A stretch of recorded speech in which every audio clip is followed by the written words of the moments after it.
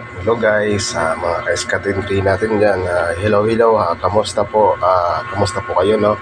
At ngayon lang po tayo nakapag-upload ng video dahil wala na po tayo ng pag-asang dumami pa yung ating viewers.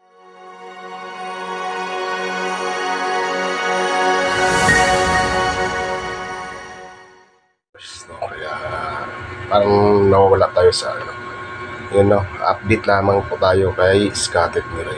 Ito po yung aking anak. Napakabait naman. Minsan sumpungin, no? Minsan umiiyak siya. Tapos parang sa normal sa bata na parang magbe-bend siya, tapos parang siya naiirita, no? Ganun pala talaga yung mga bata, mga ka-SK23, no? Yan. At ito po yung ating baby egg. Yan.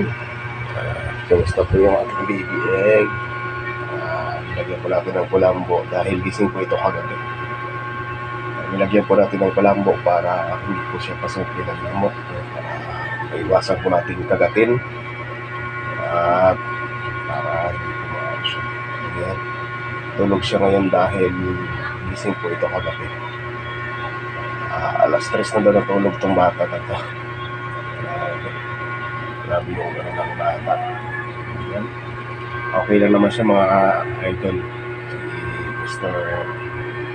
Si Mr. Scotting. Ayan. Bali po, okay naman siya. Tulog siya ngayon dahil alas 3 na siya natulog gabi. Ngayon, dahil hindi po nagpapadidi yung asawa ko, ang ginawa po natin, bumili po tayo ng gatas para sa baby, no? Talagang wala talagang gatas, mahirap. Hindi niya kaya abutin yung pinaka-nipples niya. Hindi niya kaya abutin.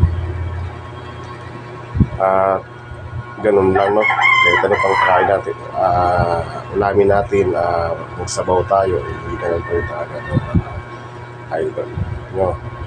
Yan, sana maganda lang yung kalusugan ni egg ng ating baby SK23. Yan. At kung bago ka lang, mga idol, sa channel nito na yung SK23, mag-subscribe ka lang, mga idol.